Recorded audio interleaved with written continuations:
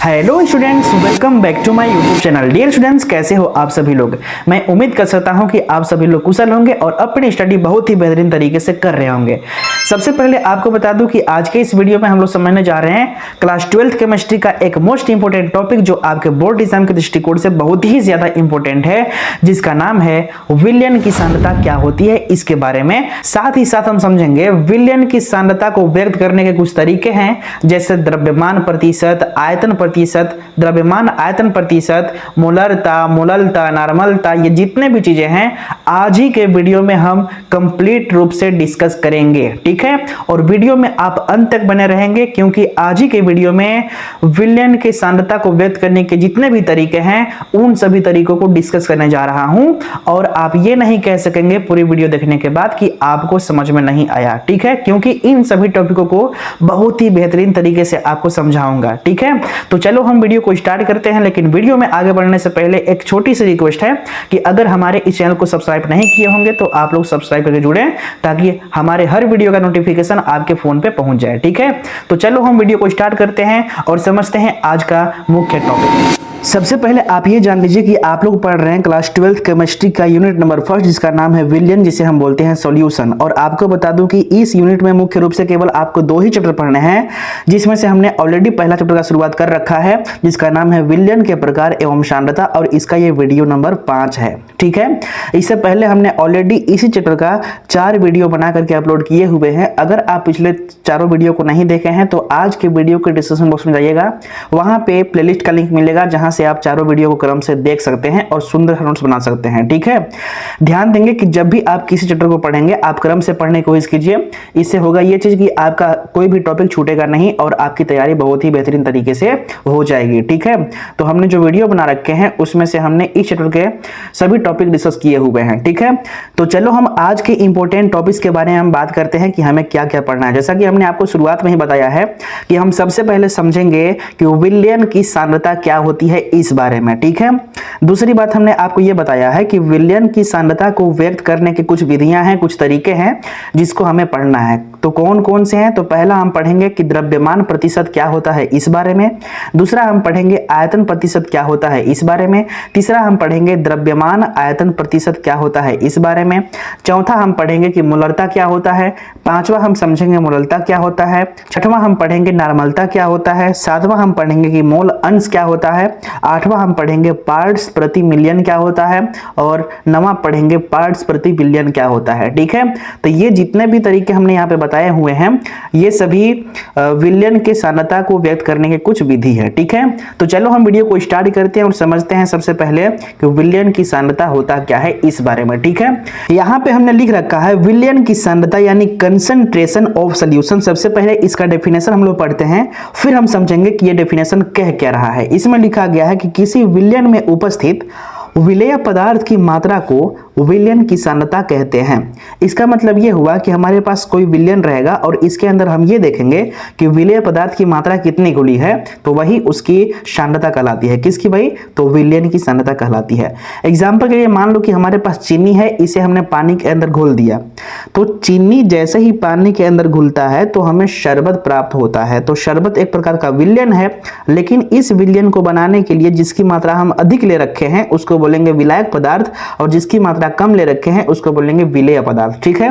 तो आप जानते होंगे कि चीनी जो है इसकी मात्रा हमने कम ले रखा है शरबत को बनाने के लिए और पानी की अधिक, इसलिए चीनी विलेय हुआ और पानी विलायक पदार्थ। दूसरे तरीके से हम ये कह सकते हैं विलेय पदार्थ के बारे में कि जो विलेय पदार्थ होता है ये विलायक के अंदर घुलता है, यानी जो घुलता है उसको हम बोलेंगे विलेय पदार्थ। तो जो चीनी है ये विलेय पदार्थ है क्योंकि ये विलायक के अंदर घुलने का काम कर रहा है, लेकिन जो पानी है ये विलायक है क्योंकि अपने अंदर किसी को घोलने का काम कर रहा है, यानी चीनी को घोलने का काम कर रहा है, ठीक है। तो आप समझ चुके कि विलेय विलायक क्या है और विलयन क्या है। तो जब विलेय और विलायक मिलता है तो विलयन प्राप्त होता है, ठीक है। तो यहाँ पे ये कहा गया है कि मान लो कि हमारे पास ये विलयन है, क्या है? विलयन है, और हम ये देखेंगे कि इस विलयन के अंदर चीनी की कितनी मात्रा घुली हुई है, ठीक है। तो वही उसकी सांद्रता कहलाएगी।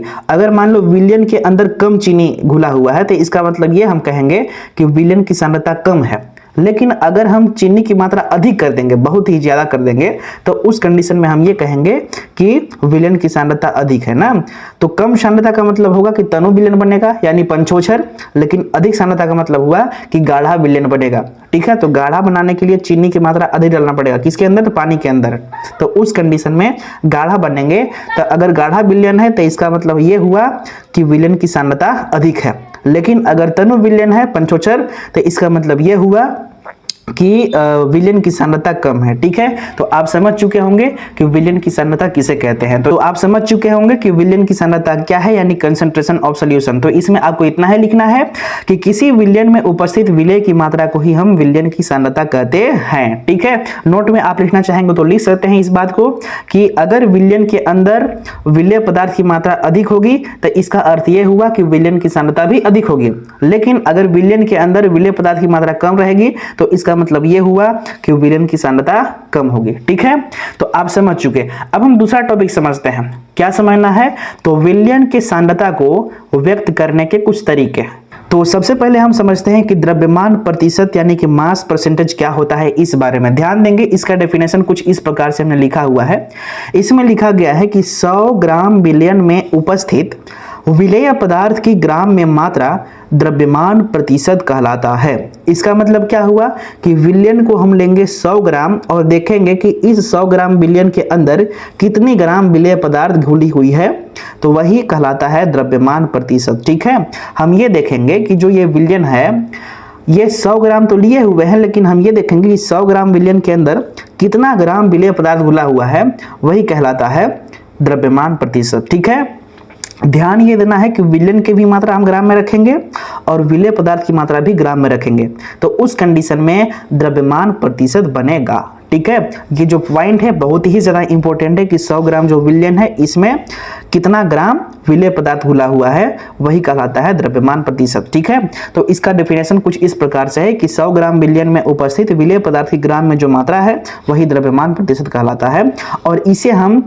परसेंटेज W/W से दिखाते हैं। ठीक है, द्रव्यमान प्रतिशत को परसेंटेज W/W से दिखाते हैं। ठीक है, इस बात को आप ध्यान देंगे।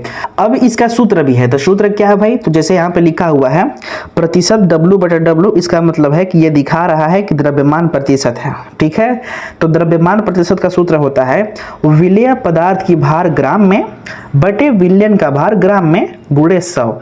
आप लोग ध्यान देंगे कि जो विलेय पदार्थ है यानी जो इसमें घुला हुआ है किसमें, विलयन के अंदर, तो उसकी मात्रा हमें ग्राम में रखना है। तो वही लिखा गया है कि विलेय पदार्थ की भार होना चाहिए ग्राम में, और नीचे हम लिखेंगे टोटल जो विलयन है ना उसका भार किसमें, ग्राम में।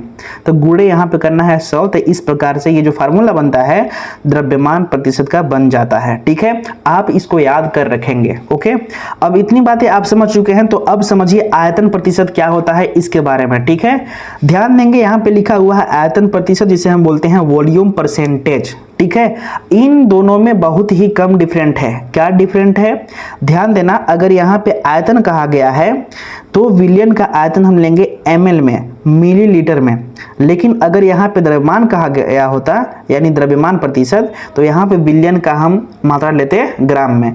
तो वहाँ पे द्रव्यमान कहा गया है, इसीलिए विलेय का भी और विलयन दोनों हम ग्राम में रखे हैं।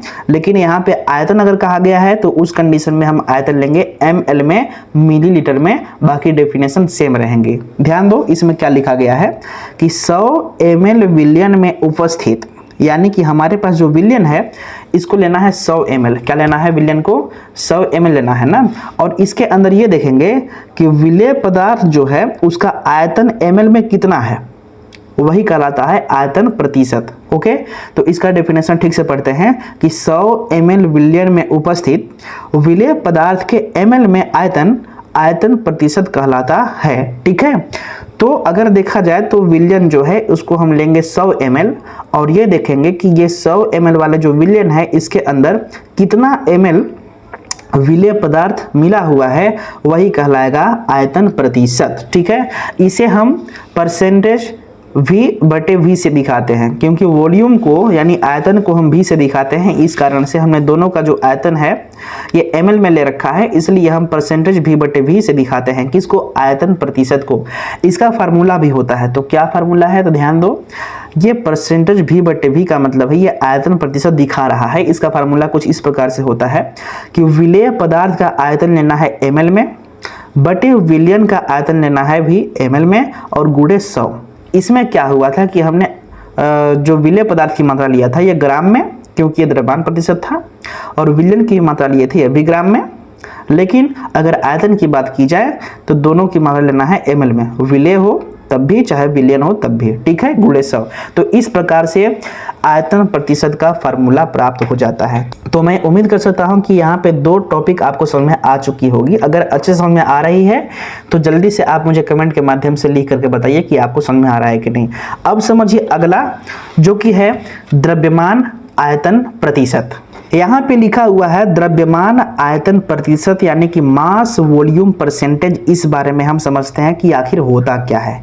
इस बार द्रव्यमान प्रतिशत और आयतन प्रतिशत दोनों को मिक्स कर दिया है।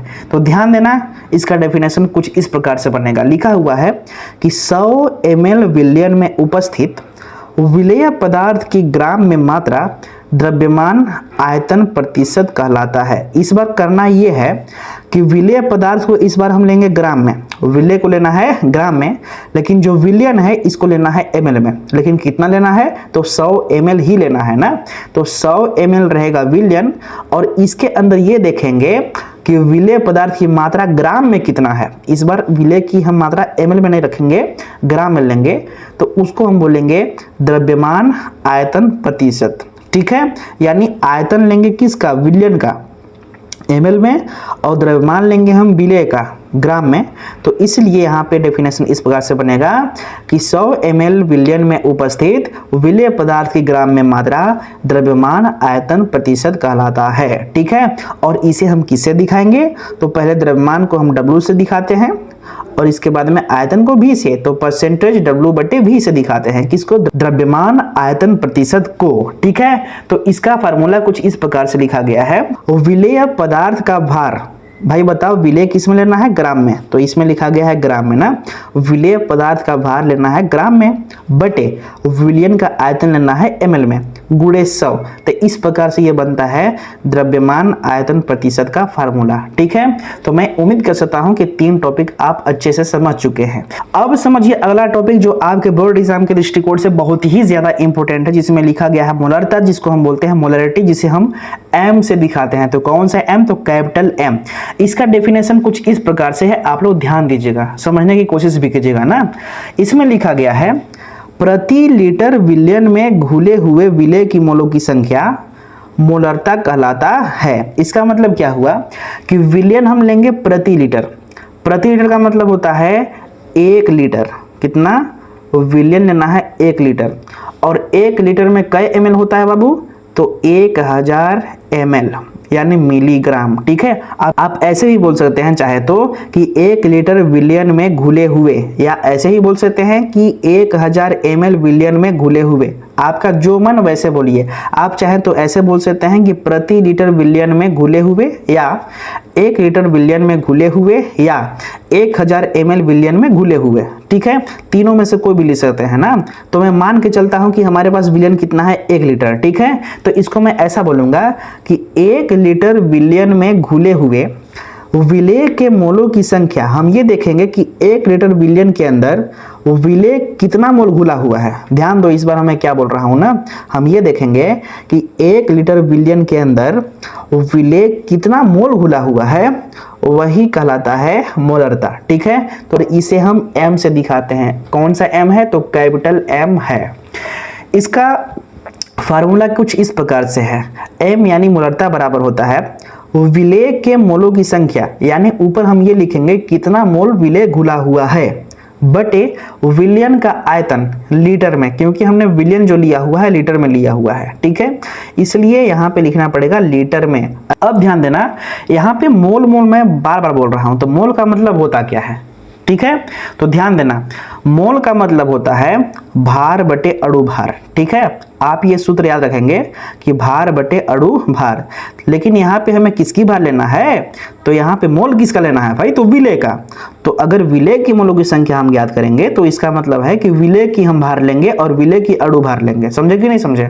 तो यहाँ पे लिखा गया है कि मोल का मतलब होता है भार बटे अणु भार, लेकिन भार किसका लेंगे, विलेय के, और अणु भार किसका लेंगे हम, विलेय के। तो भार को हम दिखाते हैं W से, किसे, W से, और अणु भार को दिखाते हैं हम M से। किसे दिखाते हैं, M से।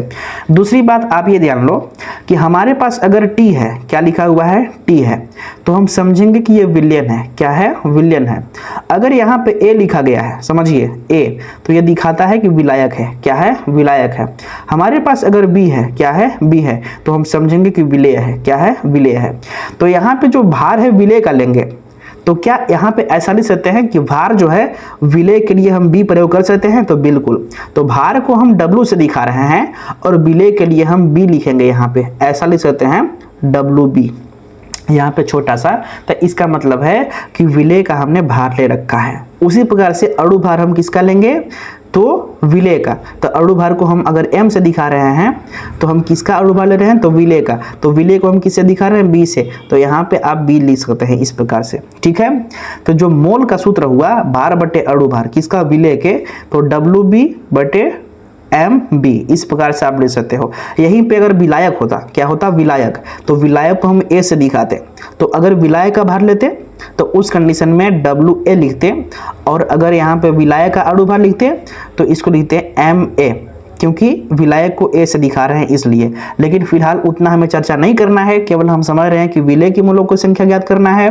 तो मोल बराबर हम सूत्र लिखेंगे भार बटे अणु भार, किसका, तो विलेय का। तो भार को W से दिखाते हैं और अणु भार को M से, लेकिन दोनों हमने विलेय पदार्थ का लिया है, इसलिए यहाँ पे B भी हमने लिख दिया है। ठीक है, अब इसी की सहायता से हम क्या करेंगे कि मोलरता का विस्तृत फार्मूला बनाएंगे, बड़ा फार्मूला बनाएंगे। तो कैसे बनाएंगे, तो ध्यान देना, हमें कुछ नहीं करना है, इसी में मान रख देना है ये वाला। ठीक है, जहां विलेय के मोलों की संख्या है तो इसके बदला में हम लिख सकते हैं भार बटे अणु भार, किसका, विलेय के ना। अगर मैं ऐसा लिखता कि विलेय के मोल बराबर, तो यहाँ पे सूत्र होगा विलेय के भार बटे विलेय का अणु भार, तो वही लिखा गया है। इसको हम अलग अलग कर दिए हैं। तो विलेय के मोलों की संख्या को हमने लिखा है विलेय का भार बटे विलेय का अणु भार, और बटे में क्या था, आयतन, किसमें, लीटर में, तो हमने बटे में आयतन लीटर में यहाँ पे कर दिया है। ठीक है, ध्यान देना, ये दोनों मिल करके ये बन गया है विलेय के मोलों की संख्या, क्योंकि विलेय के मोलों की संख्या का सूत्र क्या है, विलेय का भार बटे विलेय का अणु भार, और बटे में क्या था यहाँ पर, विलयन का आयतन, तो वहां पे हम लिखे हैं विलयन का आयतन लीटर में। ठीक है, दरअसल कुछ नहीं किया गया है, इसका मान उठा के इसमें रखा गया है।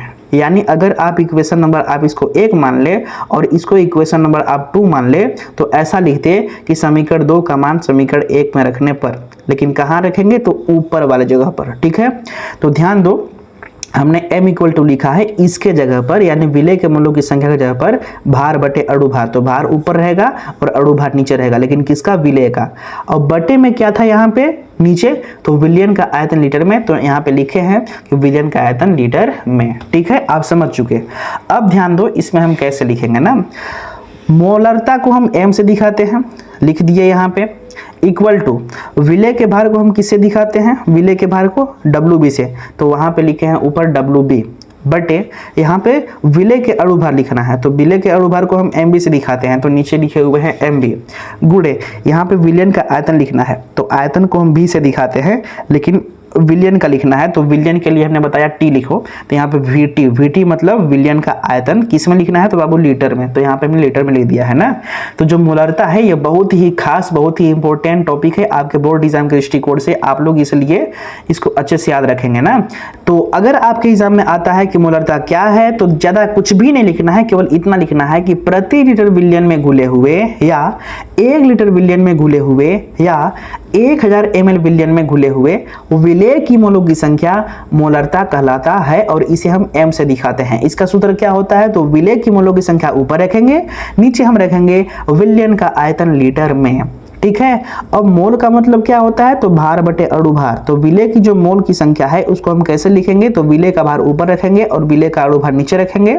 तो इस प्रकार से हम भार को WB से दिखा देंगे, अणुभार को MB से दिखा देंगे ना। अब करना क्या है कि यही मान उठा करके ऊपर रख देना है। तो कैसे लिखेंगे भाई, तो M इक्वल टू जहां विलेय के मोलों की संख्या है वहां पे हम लिखेंगे विलेय का भार बटे विलेय का अणुभार, और बटे में क्या था, विलयन का आयतन लीटर में, तो हमने लिख रखा है विलयन का आयतन लीटर में। और इसे हमने इसका प्रतीक से दिखा दिया है कि विलेय के भार को हम WB से दिखाएंगे, विलेय के अणुभार को MB से दिखाएंगे, और विलयन का आयतन लीटर में है तो VT से दिखाएंगे। तो इस प्रकार से मैं उम्मीद कर सकता हूं कि मोलरता जो है टॉपिक आपको बहुत ही बेहतरीन तरीके से समझ में आया होगा। अब समझिए अगला टॉपिक जो कि आपके बोर्ड एग्जाम के दृष्टिकोण से बहुत ही ज्यादा इंपॉर्टेंट है, जिसमें लिखा गया है मोललता, जिसे हम बोलते हैं मोलैलिटी, जिसे हम स्मॉल m से प्रदर्शित करते हैं। ठीक है, इसका डेफिनेशन कुछ इस प्रकार से है कि प्रति किलोग्राम विलायक में घुले हुए विलेय के मोलों की संख्या को मोललता कहते हैं। इसका मतलब क्या हुआ समझने की कोशिश कीजिए। इस बार कहा गया है कि प्रति किलोग्राम विलायक लेना है। प्रति किलोग्राम का मतलब होता है 1 किलोग्राम, जैसा कि हमने यहाँ पे शुरुआत में आपको बताया कि प्रति लीटर का मतलब होता है 1 लीटर, और 1 लीटर में होता है 1000 ml। ठीक इसी प्रकार से यहाँ भी होता है कि प्रति किलोग्राम का मतलब होता है 1 किलोग्राम, और 1 किलोग्राम में 1000 ग्राम होता है। तो आप इसका डेफिनेशन 3 तरीके से बना सकते हैं। आप ऐसे कर सकते हैं कि प्रति किलोग्राम विलायक में घुले हुए, या 1 किलोग्राम विलायक में घुले हुए, या 1000 ग्राम विलायक में घुले हुए विलेय के मोलों की संख्या मोललता कहलाता है। तो यहाँ पे इस बार विलायक लेना है, विलयन नहीं लेना है। हमने इसे पहले बार बार विलयन ले रखा है। ठीक है, जैसे मान लो 1 लीटर विलयन में घुले हुए, तो इस बार विलयन लेना नहीं है, इस बार हम लेंगे विलायक। क्या लेंगे, विलायक। ठीक है, तो विलायक का मतलब क्या, जैसे मान लो कि हमारे पास चीनी है, इसको हम पानी के अंदर घोल रहे हैं, तो इससे हमको प्राप्त होगा शरबत, और शरबत एक विलयन है, चीनी एक विलेय पदार्थ है क्योंकि ये घोल रहा है किसी में, और विलायक है पानी क्योंकि ये अपने अंदर किसी को घोल रहा है। ठीक है, तो इस बार हमको विलयन नहीं लेना है, हमें लेना है विलायक पदार्थ जिसमें घुले। ठीक है, तो हम विलायक ऐसा लेंगे जिसको ग्राम में तौला जा सके। ठीक है, तो ध्यान दो, मोललता का डेफिनेशन ऐसा लिखेंगे, तीनों में से आप कुछ भी लिख देना चल जाएगा। ठीक है, आप ऐसा लिख दो कि 1 किलोग्राम विलायक में घुले हुए विलेय के मोलों की संख्या क्या कहलाता है, मोललता कहलाता है। कोई दिक्कत नहीं है ना। अब देखो आगे, इसे हम m से दिखाते हैं। कौन सा m, तो छोटा m, स्मॉल m। ओके, इसका फार्मूला कुछ इस प्रकार से होगा कि m इक्वल टू विलेय के मोलों की संख्या, आप लिख सकते हैं विलेय के मोलों की संख्या, आप ऐसा लिख दो, या विलेय के मोल लिख दो, बटे विलायक का भार केजी में। इस पर भार लेना है विलायक, इसमें केजी में, तो इसीलिए इसमें लिखा गया है कि विलायक का भार लेंगे केजी में। ठीक है, अब ध्यान देना, इसमें यहाँ पे लिखा गया है विलेय के मोलों की संख्या। तो जैसा कि हमने शुरुआत में ही आपको बताया कि अगर विलेय का हम मोल लेंगे तो यहाँ पे हम लिखेंगे विलेय का भार बटे विलेय का अणुभार। तो ठीक इसी प्रकार से यहाँ भी हम क्या करेंगे कि विलेय के मोलों की संख्या के जगह पर लिखेंगे विलेय का भार बटे विलेय का अणुभार। जैसा कि ऊपर लिखे थे वैसा है, सेम लिखेंगे, विलेय की भार ऊपर और विलेय का अणुभार नीचे। ठीक है, तो वही चीज में भी लिखा गया है कि विलेय का भार बटे विलेय का अणुभार गुणे, जो नीचे क्या था, विलायक का भार केजी में, तो यहाँ पे मैंने लिखा है विलायक का भार केजी में। ठीक है, अब इसको हम शॉर्ट फॉर्म में लिखते हैं। शॉर्ट फॉर्म में कैसे लिखेंगे, तो विलेय को भार को हम लिखते हैं WB। B जो है विलेय को दिखाता है, ठीक है, लेकिन जो A है विलाय को दिखाता है। तो W मतलब भार, यहाँ भी W भार है, यानी यहाँ पर रहेगा विलेय के भार ऊपर यानी WB, नीचे रहेगा विलायक का भार यानी WA, और यहाँ विलेय का अणुभार यानी कि MB। इस प्रकार से रहेगा, और भार लेना है केजी में, किसका, विलायक का ना। तो इस प्रकार से आपको फार्मूला प्राप्त हो जाएगा। मैं उम्मीद कर सकता हूं कि आपको मोललता समझ में आ चुका होगा। ठीक है, अब हम समझते हैं अगला टॉपिक जो कि आपके बोर्ड एग्जाम के दृष्टिकोण से बहुत ही ज्यादा इंपॉर्टेंट है। अब समझिए अगला टॉपिक जिसमें लिखा हुआ है नॉर्मलता, जिसको हम बोलते हैं नॉर्मेलिटी, और इसे हम कैपिटल N से प्रदर्शित करते हैं। इसका डेफिनेशन कुछ इस प्रकार से है, लिखा गया है कि प्रति लीटर विलयन में उपस्थित है। यहाँ भी प्रति लीटर का मतलब है 1 लीटर, जैसा कि हमने शुरुआत में ही पढ़ा है। ठीक है। 1 लीटर यानी प्रति लीटर, आप ऐसे नहीं लिखेंगे तो आप लिखे 1000 ml, ठीक है। ये 1 लीटर में होता है 1000 ml। तो आप 3 तरीके से यहाँ भी बोल सकते हैं कि प्रति लीटर बिलियन में, या 1 लीटर बिलियन में, या 1000 ml बिलियन में, ठीक है, इस प्रकार से। तो ध्यान दो, हमने ऐसा ही बोलेंगे कि प्रति लीटर बिलियन में उपस्थित विलेय के ग्राम तुल्यांकों की संख्या नॉर्मलता कहलाता है। इस बार हमें करना क्या है कि विलेय लेना है 1 लीटर, और इसके अंदर हम ये देखेंगे कि जो विलेय पदार्थ है ये ग्राम तुल्यांकों में कितना घुला हुआ है, यानी विलेय की ग्राम तुल्यांक की संख्या कितना है किसके अंदर, 1 लीटर विलेय के बिलियन के अंदर, तो उसी को हम बोलेंगे नॉर्मलता। तो इसका डेफिनेशन कुछ इस प्रकार से है कि प्रति लीटर बिलियन में उपस्थित विलेय के ग्राम तुल्यांकों की संख्या नॉर्मलता कहलाता है, ठीक है। इसे हम कैपिटल N से दिखाते हैं, जैसा कि हमने शुरुआत में ही आपको बता रखा है। अब इसका देख लीजिए फार्मूला क्या होता है इस बारे में। यहाँ पे N लिखा हुआ है जो नॉर्मलता को प्रदर्शित कर रहा है। इसका फार्मूला होता है विलेय की ग्राम तुल्यांकों की संख्या बटे विलियन का आयतन लीटर में, ठीक है। यहाँ पे अगर ध्यान दिया जाए तो विलेय के ग्राम तुल्यांकों की संख्या से बात हो रही है, इसलिए यहाँ पे विलेय का ग्राम तुल्यांक ऊपर रहेगा और नीचे रहेगा विलियन का आयतन लीटर में, क्योंकि हमने यहाँ पे विलियन को लीटर में ले रखा है इसलिए, ठीक है। तो नॉर्मलता का सूत्र हो गया विलेय का ग्राम तुल्यांक बटे विलियन का आयतन लीटर में, ठीक है। तो आखिर ये ग्राम तुल्यांक का मतलब होता क्या है, तो इस बारे में यहाँ पे हमने लिखा हुआ है कि ग्राम तुल्यांक का मतलब होता है भार बटे तुल्यांकी भार। क्या चीज, भार बटे तुल्यांकी भार। तो भार किसका लेना है, तो भाई ग्राम तुल्यांक किसके लिखना है, तो विलेय का। तो यहाँ भी भार रहेगा विलेय पदार्थ का, किसका, तो विलेय पदार्थ का भार रहेगा, और ये तुल्यांकी भार भी किसका रहेगा, तो विलेय पदार्थ का ही, किसका, विलेय पदार्थ का ही। तो अगर ग्राम तुल्यांक की बात करें तो इसका मतलब है कि विलेय का हम भार लिखेंगे ऊपर और नीचे लिखेंगे विलेय का तुल्यांकी भार। तो अगर हम इसको इक्वेशन 1 मान लें, इसको इक्वेशन 2 मान लें, जैसा कि पीछे हमने आपको बताया है, तो अब क्या करेंगे कि विलेय के ग्राम तुल्यांकों की संख्या की जगह पर हम लिखेंगे विलेय के भार बटे विलेय का तुल्यांकी भार, ठीक है। तो ध्यान दो, वही हमने लिखा हुआ है n इक्वल टू, यहाँ पे विलेय के ग्राम तुल्यांकों की संख्या का जगह पर लिखे हैं हम विलेय के भार ऊपर और नीचे विलेय के तुल्यांकी भार नीचे, ठीक है। और यहाँ पे नीचे क्या था ऑलरेडी, विलियन का आयतन लीटर में, तो हमने लिखा है विलियन का आयतन लीटर में। जैसा कि हमने शुरुआत में ही आपको बताया कैसे लिखना है, वैसे सेम यहाँ पे हमने प्रोसेस किया हुआ है।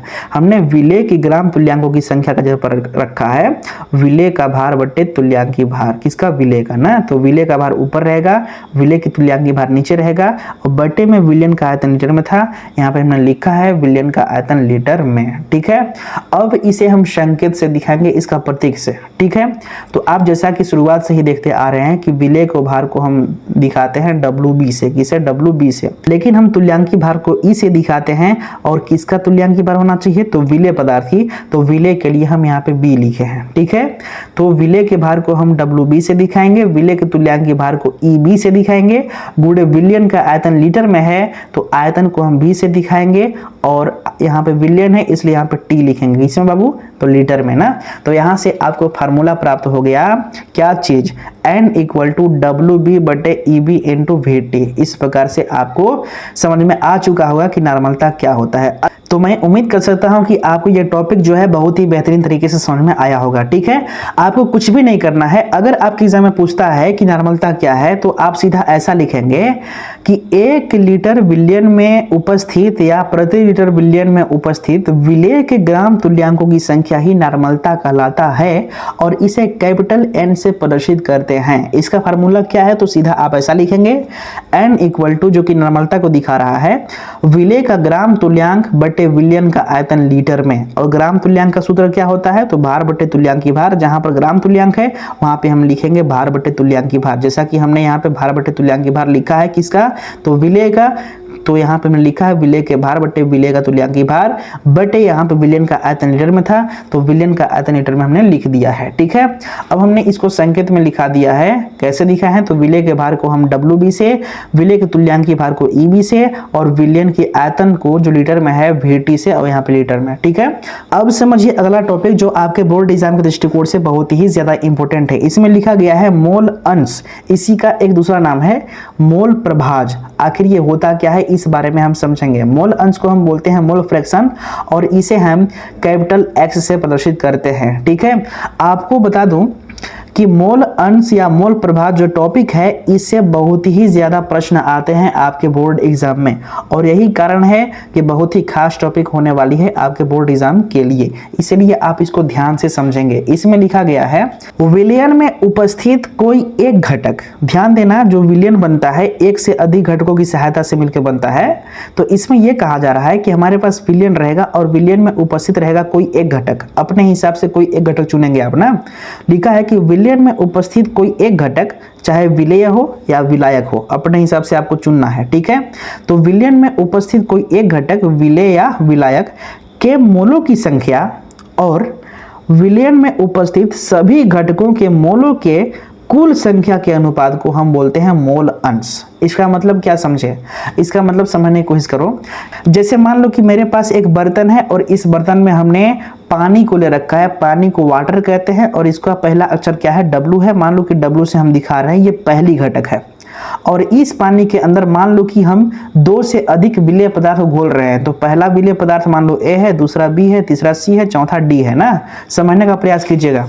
तो इसमें टोटल कितने घटक हुए, तो विलेय पदार्थ 4 टो है और पांचवा कौन है, पानी है। तो यानी कि टोटल कितने घटक, 5 हुए, 1 2 3 4 5 घटक हुए। ठीक है, तो ध्यान दो, अगर कहता है आपसे कि जो विलेय A है इसका बताओ मोल अंश या मोल प्रभाज, तो करना क्या है, हम एक ही मोलों की संख्या ऊपर लिखेंगे। हमको केवल एक ही आपको निकालना है मोल प्रभाज या मोल अंश, तो हम क्या करेंगे कि एक ही मोलों की संख्या हम ऊपर लिखेंगे और नीचे हम क्या करेंगे कि जितने भी टोटल घटक है सबके मोलों की संख्या का योगफल कर देंगे। यानी ए की मोलों की संख्या फिर से लिखेंगे, बी की मोलों की संख्या फिर से लिखेंगे, सी की मोलों की संख्या फिर से लिखेंगे, डी की मोलों की संख्या फिर से लिखेंगे, और जो ये वाटर है इसकी मोलों की संख्या हम लिख देंगे। ठीक है, तो इसी प्रकार से आपका डेफिनेशन बना हुआ है। लिखा क्या है, ध्यान से समझिए कि विलयन में उपस्थित कोई एक घटक, मान लो विलयन है हमारे पास और इसके अंदर चाहे कोई भी घटक हो, एक घटक आप ले लीजिए विलेय या विलायक ना। लिखा है कि विलयन में उपस्थित कोई एक घटक विलेय या विलायक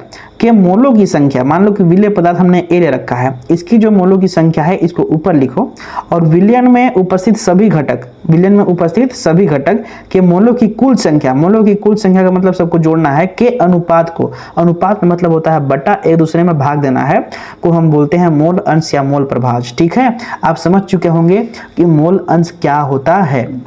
अगर यहाँ पे हम B के मोलों की संख्या लिखेंगे तो कैसे करेंगे भाई, मोल अंश या मोल प्रभाज लिखेंगे तो इसमें करना कुछ नहीं है, B के मोलों की संख्या ऊपर लिखना है बटे टोटल विलयन में जो घटक है उसकी मोलों की संख्या नीचे लिखना है।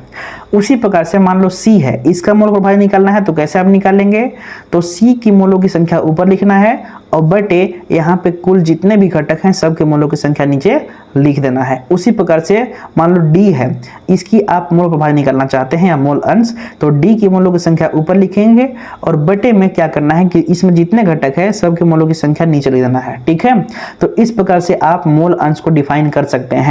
तो इसका डेफिनेशन मैं एक बार फिर से पढ़ रहा हूं कि विलयन में उपस्थित कोई एक घटक विलेय या विलायक ना के मोलों की संख्या और विलयन में उपस्थित सभी घटकों के मोलों की कुल संख्या के अनुपात को मोल अंश कहते हैं। ठीक है, और इसे हम मोल प्रभाज भी कहते हैं। हम शुरुआत में अभी मोल अंश के डेफिनेशन दे रहे थे, लेकिन बाद में आपको ये बताया कि मोल अंश को हम मोल प्रभाज भी कहते हैं। ठीक है, तो अब समझो इसमें लिखा हुआ है विलेय के मोल प्रभाज। मोल प्रभाज को हम x से दिखाते हैं जैसा कि हमने शुरुआत में ही आपको बताया है, और विलेय है तो इसके लिए हम b यूज करेंगे। तो मान लेते हैं कि आप विलेय के मोल प्रभाज ज्ञात करना चाहते हैं, यानी xb का मान ज्ञात करना चाहते हैं, तो उसके लिए आप क्या करेंगे कि विलेय के मोलों की संख्या ऊपर लिखेंगे। ठीक है, और जितना भी टोटल मोलों की संख्या है उसको नीचे लिखेंगे। ठीक है, तो यहाँ पे लिखा गया है कि विलेय के मोल प्रभाज XB इक्वल टू, ऊपर हम लिखेंगे विलेय के मोलों की संख्या बटे कुल मोलों की संख्या। कुल का मतलब है जितना भी घटक है सब के मोलों की संख्या नीचे लिख देना है। ठीक है, तो मोल प्रभाज जो विलेय का है उसे हम XB से दिखाएंगे और जो विलेय के मोलों की संख्या है उसे हम NB से दिखा देंगे। यहाँ पे संख्या का मतलब होता है नंबर। ओके, तो जो मोलों की संख्या है किसकी, विलेय की, उसको हम NB से दिखाएंगे और कुल मोलों की संख्या को हम NT से, N मतलब संख्या और टोटल मोलों की, ठीक है, तो इस प्रकार से NB/NT लिख सकते हैं। ठीक इसी प्रकार से आप विलायक के मोल प्रभाज ज्ञात कर सकते हैं। ठीक है, आप लोग ध्यान देंगे कि मोल प्रभाज को X से दिखाते हैं और विलायक के लिए हम A का प्रयोग करते हैं। ठीक है, तो जब भी आपको विलायक के मोल प्रभाज के बारे में पूछता है तो XA = आप ऐसा लिखेंगे, विलायक के जो मोलों की संख्या है ऊपर लिखेंगे और नीचे लिखेंगे कुल मोलों की संख्या।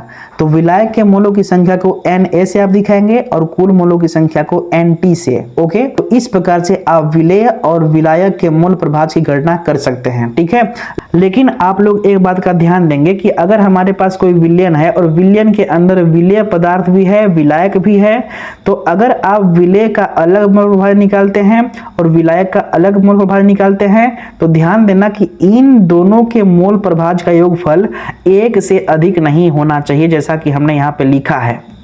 यहाँ पे जो विलायक का मोल प्रभाज है और विलेय की मोल प्रभाज दोनों का जो योगफल है 1 से कभी अधिक नहीं होना चाहिए। ठीक है, तो इसमें लिखा गया है कि मोल प्रभाज का मान 1 से अधिक नहीं होना चाहिए, इस बात का बेसब्री से ध्यान देंगे। ओके, तो मैं उम्मीद कर सकता हूं कि आप समझ चुके होंगे कि मोल अंश या मोल प्रभाज क्या होता है।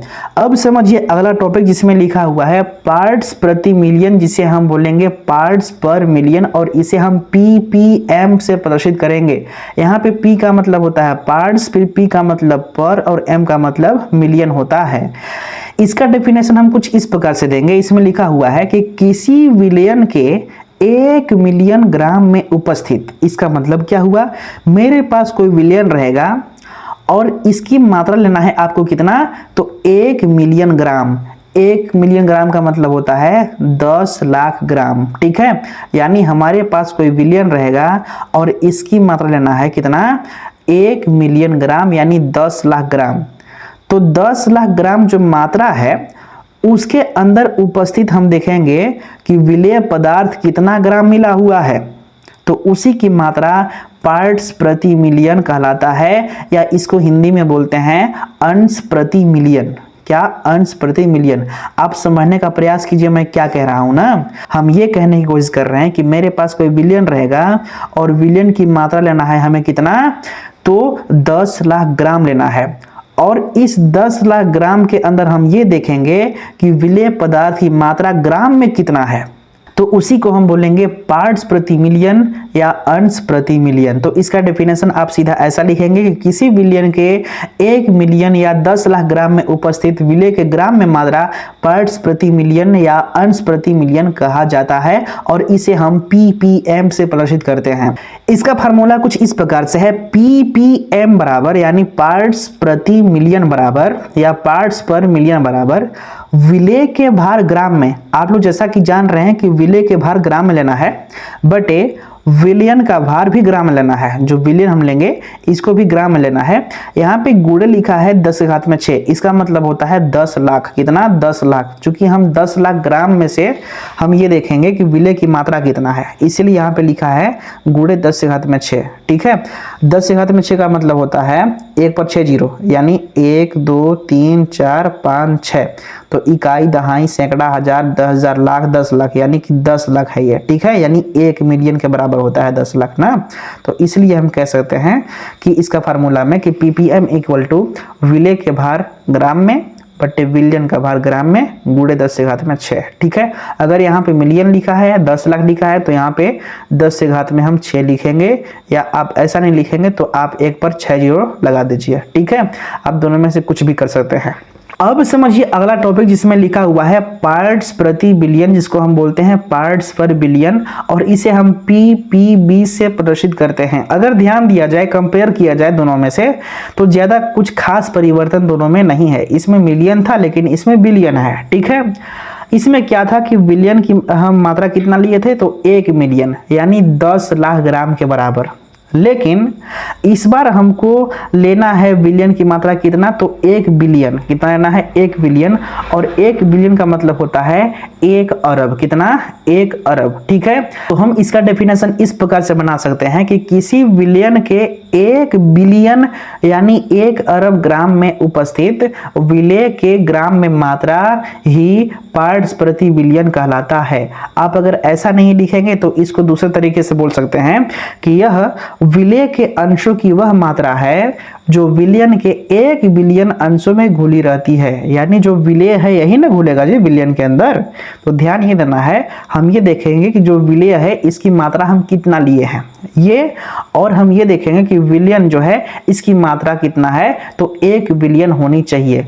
आप ग्राम लेते हैं कि मिलीग्राम लेते हैं अपने हिसाब से सिलेक्ट कीजिए ना।